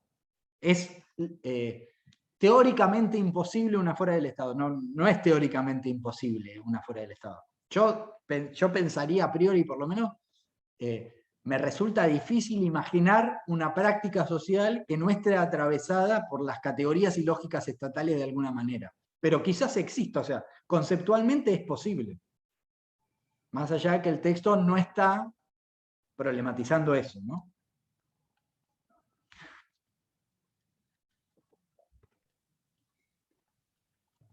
Bueno, una cosa más. Dice el texto, más allá de que en el imaginario del Estado las poblaciones pueden existir. ¿Alguien habló? Sí, Ayelen está pidiendo la mano. Ah. No, y había empezado a hablar, pero no se le escuchaba, me parece que no tenía el micrófono apagado.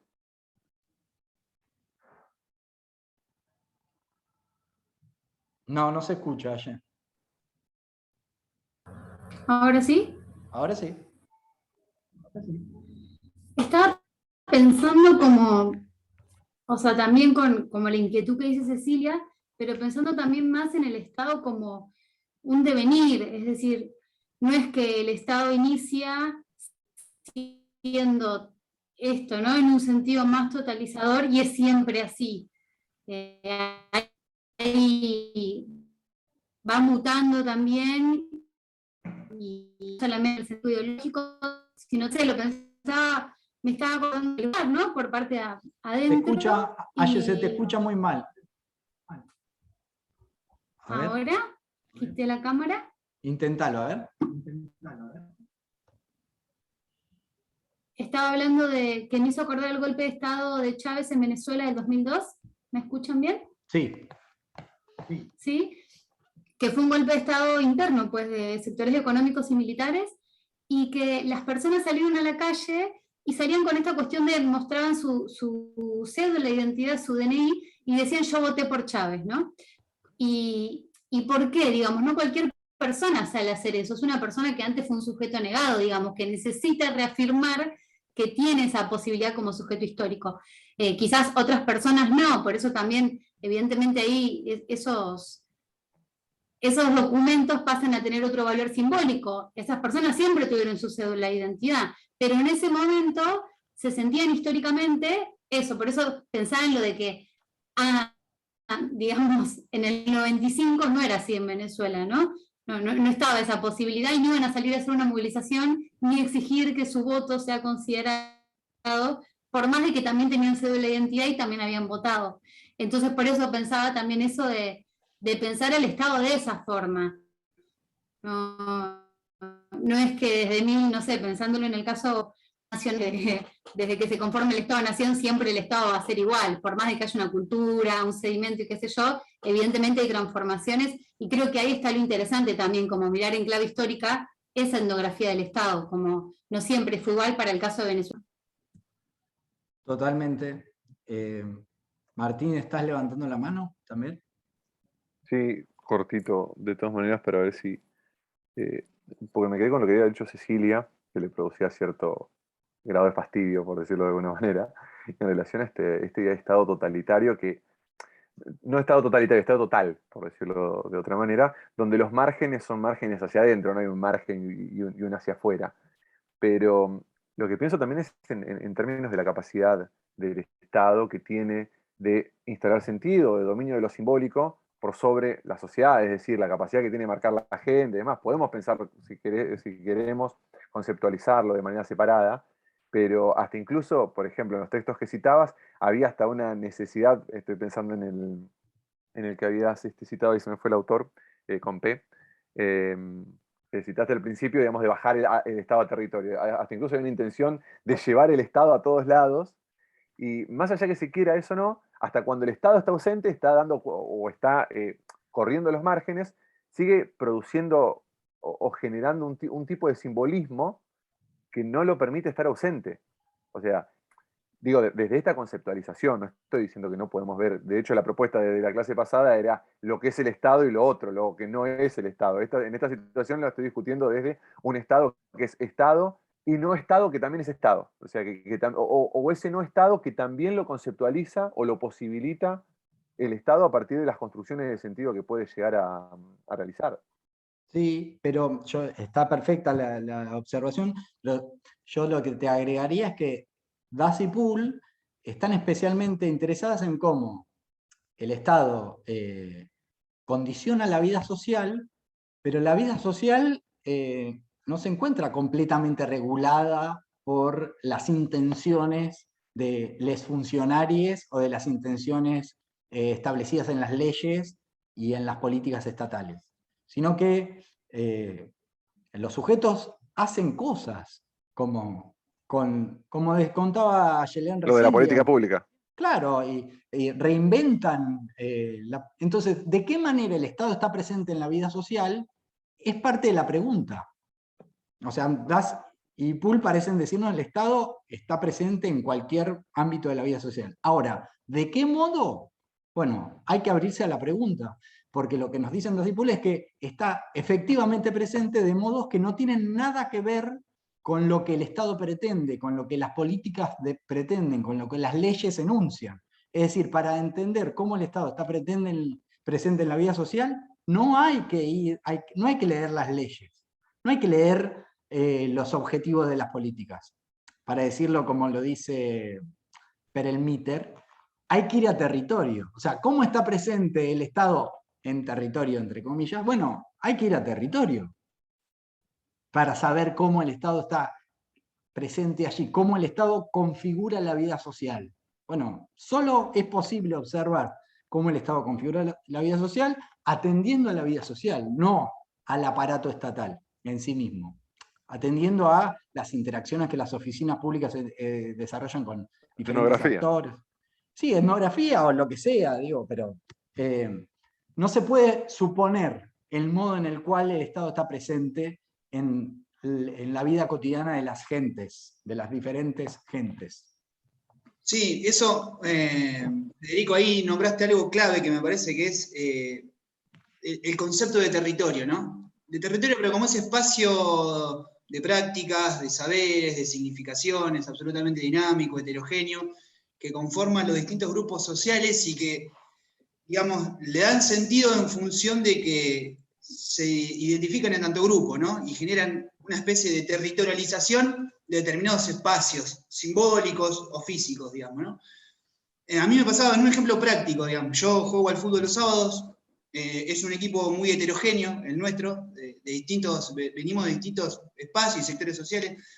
Uno de mis mejores amigos vive en un barrio en situación de absoluta vulnerabilidad. Entonces, después de jugar al fútbol, vamos al barrio, nos tomamos una cerveza, y ahí el Estado, en tanto agente, productor de sentido, digamos, unificado, se caracteriza más por su ausencia que por su presencia. Y el Estado no tiene, o sea, uno no ve la presencia del Estado, no está, o sea, en nada, digamos, ¿no?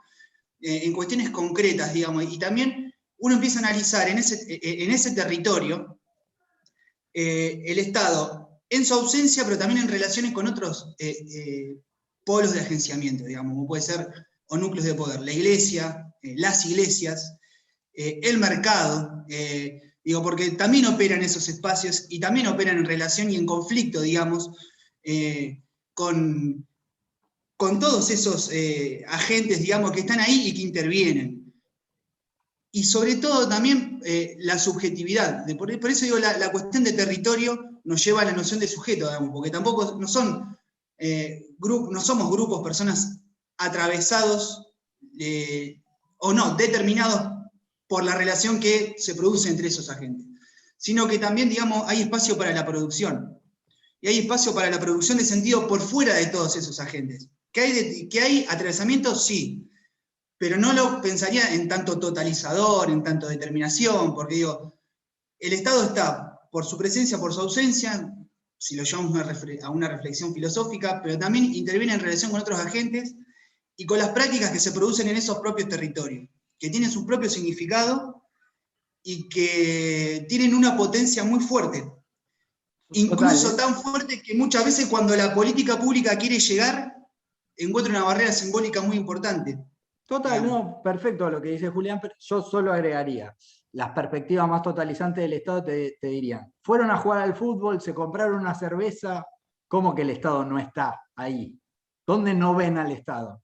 O sea, todas esas prácticas son moldeadas en lógicas que definen el Estado. De todas maneras, entiendo el punto, y el punto es totalmente de que los sujetos, incluso los colectivos o las instituciones, también traman la vida social en diferentes espacios. Totalmente, hay otros actores que producen modos de entender y de llevar adelante la vida.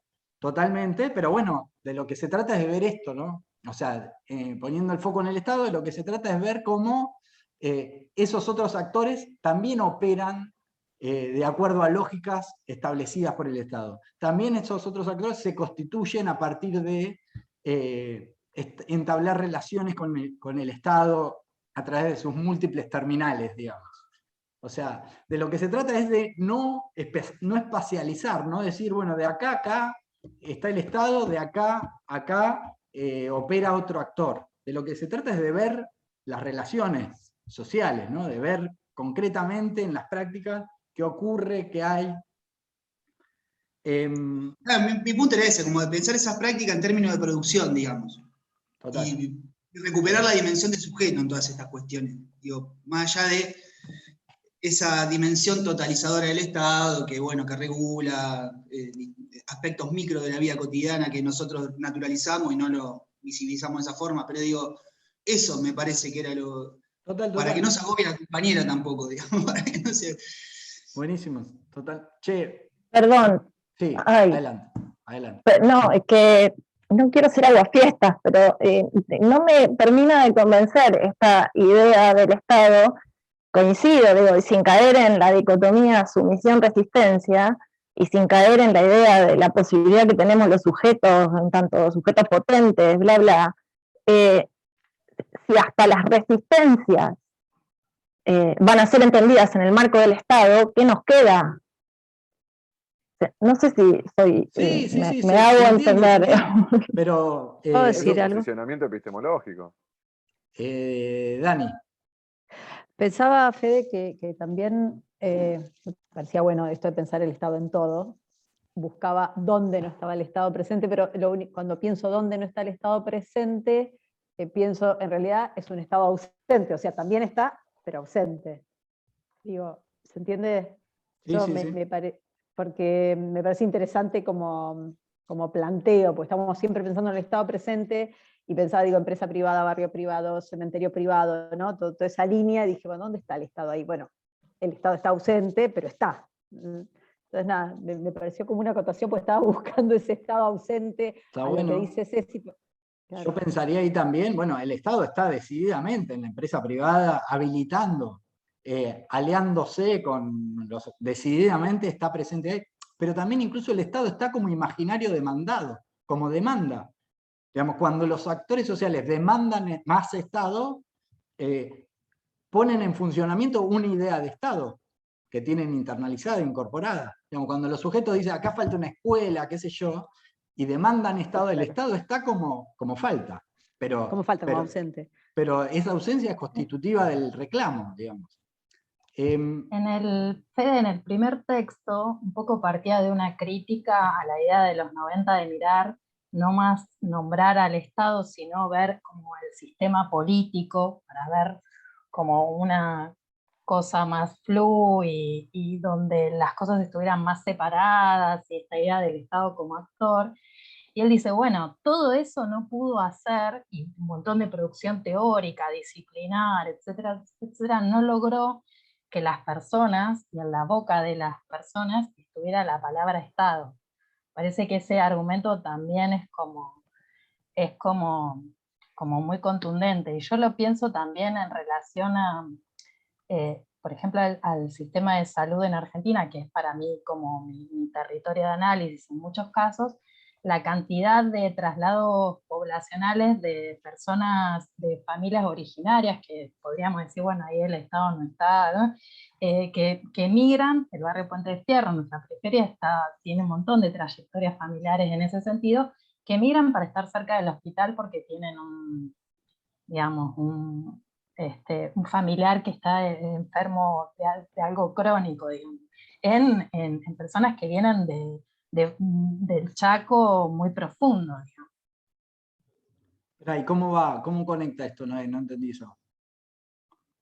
No, que me parece que esta idea del Estado no está en algunos lugares, es como compleja, porque está en los lugares más recónditos, y hubo ya una antecedencia, que es una producción teórica que intentó como ponerlo más en relación a un actor menos importante, y esta construcción política, digamos, está muy también en territorio donde vos decís, bueno, está en la boca, en las palabras de las personas, en lugares donde te parecería Buenísimo, que es claro. imposible, digamos. Buenísimo. Eso. Yo retomo, retomo la preocupación de Cecilia un poco para pensar esto. Yo creo que lo que hay, para decirlo como titulan los diarios, lo que hay detrás de la preocupación de Cecilia es, bueno, una concepción del poder en realidad. O sea, en última instancia, de lo que estamos discutiendo es respecto de una concepción del poder en la cual existe o no existe un afuera, un más allá del lugar dominante en una configuración de poder. Digamos. ¿Cómo es la relación entre posición de poder y posición subalterna? En última instancia, me parece que lo que se trata es de problematizar eso. Si es posible una ajenidad entre sujeto subalterno y poder, ahí. ¿Me están escuchando ahí? Bien. Sí, ahora sí, se ahora escucha. Sí. Bien.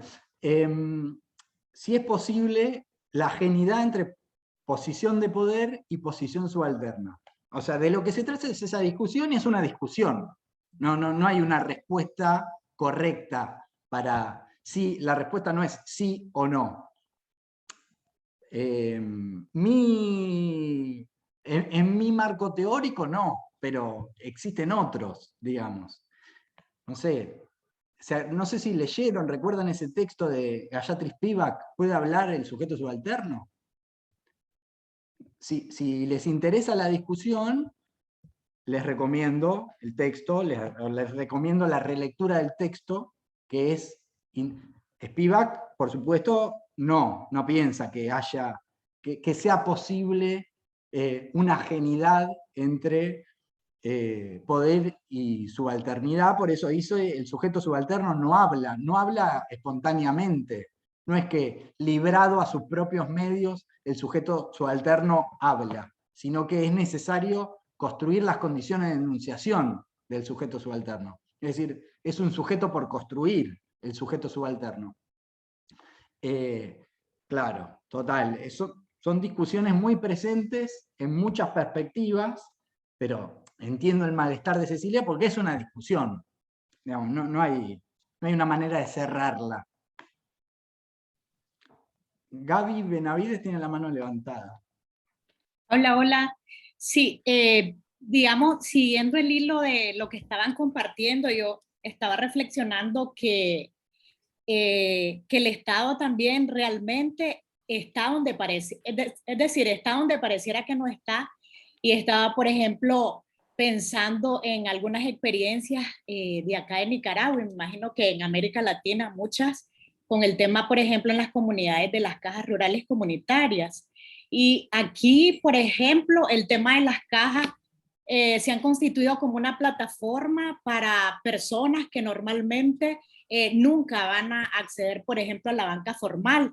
Entonces, las financieras o la banca formal me parece que son instituciones que también nacen del Estado y que forman parte de esas dinámicas, y que muchos grupos que comúnmente están en situación de vulnerabilidad necesitan esas formas que también se imponen en el Estado para poder, por ejemplo, mejorar su calidad de vida y empezar otros procesos en los que estas poblaciones vulnerables nunca caberían. También estaba pensando que con el tema del acceso a la tierra, por ejemplo, es decir, históricamente sabemos que los hombres siempre son los dueños, ¿no?, de esos títulos y de esas propiedades, y entonces ahí es cuando viene el replanteamiento de las mujeres. Nosotros necesitamos tener esos títulos con nuestro nombre, porque es que si no, su pareja, o sea, el marido que tienen, nunca las va a dejar que puedan cultivar algo en esas cosechas. Entonces, al final necesitamos de ese título para poder entrar a esa dinámica del Estado. Entonces, realmente que donde no hay Estado, donde pareciera que no hay Estado, sí necesitamos ese Estado. Pues realmente, pues no me gusta, no me suena, pero reflexionando con todo este tema, es decir, ni modo, o sea, no tenemos de otra más que recurrir a ese símbolo, a esa imposición para realmente encajar y para realmente avanzar, no mejorar la calidad de vida. Terminé. Perfecto, totalmente igual. John, también. Sí, gracias, Federico. Estaba escuchando atentamente esa discusión y claro, lógicamente en casos en los que la violencia del Estado, ¿no?, ha sido muy clara, como en el caso nuestro, en Colombia, por ejemplo, sí se puede pensar como Cecilia, ¿no?, en una especie como de desesperanza al hacer una lectura en el sentido de que no se puede pensar fuera del Estado, ¿no?, por lo menos desde lo que hemos compartido ahora. Pero yo creo que sería interesante también, en ese contexto, quiero decir, en el contexto nuestro, colombiano, en donde históricamente el Estado ha sido victimario, ¿cómo se nombra al Estado desde esas comunidades que han sido víctimas, ¿no es cierto? Porque el Estado en el fondo son, como dijeron hace un rato, personas, así, la burocracia son personas haciendo cosas, ¿no es cierto? Y también históricamente ha habido una construcción de relatos, no desde la dicotomía de la resistencia, ¿no es cierto?, pero sí desde una categoría que es una que yo voy a usar en el trabajo, que es la reexistencia, ¿no?, que es una categoría que propone un intelectual colombiano que se llama Rodolfo Albanachinte. Entonces creo que también esos lugares de enunciación, desde las experiencias, desde la construcción de subjetividades, lógicamente desde lo que el Estado ha intervenido incluso en los cuerpos, ¿no?, creo que pensarse también de qué manera se construyen esas narrativas, esos lugares de enunciación para nombrar al Estado de una manera particular, desde esa periferia que está dentro, ¿no es cierto?, y que permite nombrarlo de una forma particular. Es decir, más o menos lo que Caliban, ¿no?, en este ensayo que escribió Fernández Retamar, el cubano, que es cuando en la obra de Shakespeare, La Tempestad, cuando Próspero le dice a Caliban que le permita usar sus tierras y que él le enseña su lengua, y él le dice que con esa lengua que ese mismo personaje le enseñó, lo puede maldecir. Entonces yo creo que pensarse también eso desde cómo se construyen las narrativas, cómo se nombra al Estado, desde una presencia violenta y al tiempo desde una ausencia de derechos, por ejemplo. Creo que es interesante. Esto que hemos visto ahora, que yo, como les decía, los he estado escuchando y las he estado escuchando atentamente, pues para el trabajo que yo pienso hacer, que estoy tratando de concretar, me sirve un montón, porque justamente el objeto empírico de mi trabajo son los familiares de víctimas del conflicto armado. Y ahí hay un vínculo de estas personas con esa idea del Estado, de distintas formas de abordaje que se permiten a través de estos autores. Entonces yo creo que es importante también pensarlo desde esa perspectiva, ¿no? Buenísimo, John, también. Yo creo, insisto con esto último, porque me parece lo que le decía respecto del comentario de Cecilia, me parece que se va armando una conversación en la cual de lo que se trata, en última instancia, me parece, es de la relación entre poder y posición de poder y posición de subalternidad. ¿Cuáles son las relaciones? ¿Cómo son esas relaciones entre posición de poder y posición de subalternidad? ¿Y cómo son esas relaciones pensadas también procesualmente? Lo pensaba respecto de esto que aportaba John, esto último. Me parece que la clase que viene podemos alimentar un poco más esta misma discusión, porque la idea es, bueno, problematizar la relación entre organizaciones sociales y Estado. La clase que viene vamos como hacia los sujetos que demandan. Es como, nos corremos del Estado hacia los sujetos que le demandan al Estado, para pensar un poco eso, para pensar esa relación y para pensar, la propuesta del seminario es pensar a esa relación en términos históricos mutuamente, o a esas dos posiciones como mutuamente constituidas. Pensar el Estado como coproducido por las demandas de las organizaciones sociales y pensar las demandas de las organizaciones sociales como coproducidas por las interpelaciones estatales. Es decir, de vuelta, para malestar de Cecilia, digamos, para preocupación de Cecilia, vamos a seguir intentando, en la propuesta del seminario, vamos a seguir intentando pensar relacionalmente las posiciones y no como ajenidades, digamos. Vamos a intentar pensar que unos y otros se co-constituyen en una relación que tiene su historia. Esa es un poco la propuesta. Y lo digo también, nos va a quedar, ya son casi las 8:15, nos queda el texto de Schavelson sobre Bolivia, pero lo podemos pasar para el encuentro que viene, podemos charlar un poco sobre Schavelson y Bolivia en el encuentro que viene, porque me parece también es un buen ejemplo para intentar discutir sobre todo con algunas perspectivas decoloniales, lo digo porque fue apareciendo en el chat, ¿no?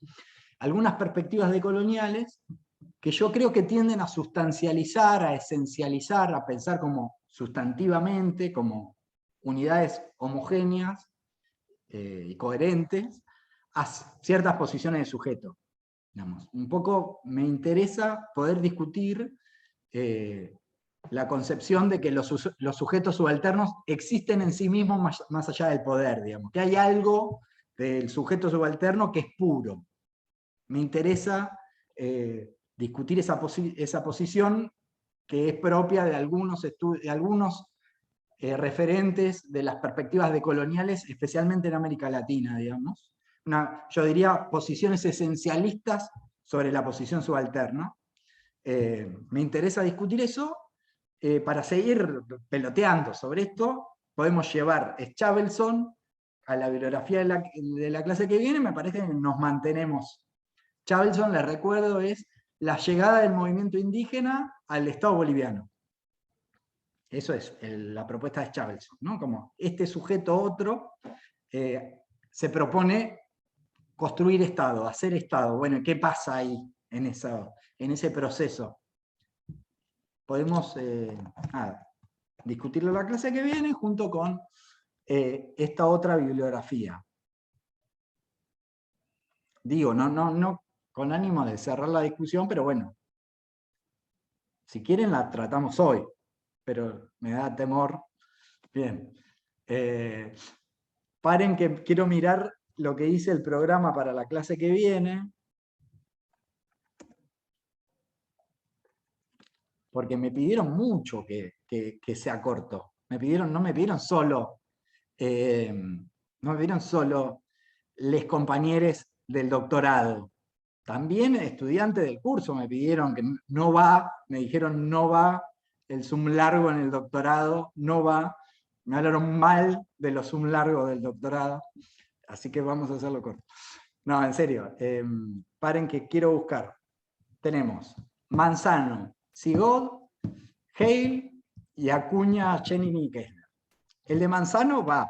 O sea, el de Manzano léanlo. No pueden no leer, les diría. Es básico. Cualquiera de los dos de Sigod. Cualquiera de los dos. Esos dos son los básicos. Si pueden leer el de Acuña, Chenin y Kessler, es cortísimo. Son unas hojitas. Si quieren pueden acercarse a eso. Es un concepto. Vamos a rescatar un concepto de ahí. Nada más. El concepto Federico, ¿y se puede plantear textos de teorías decoloniales como Boaventura, Catherine Walsh,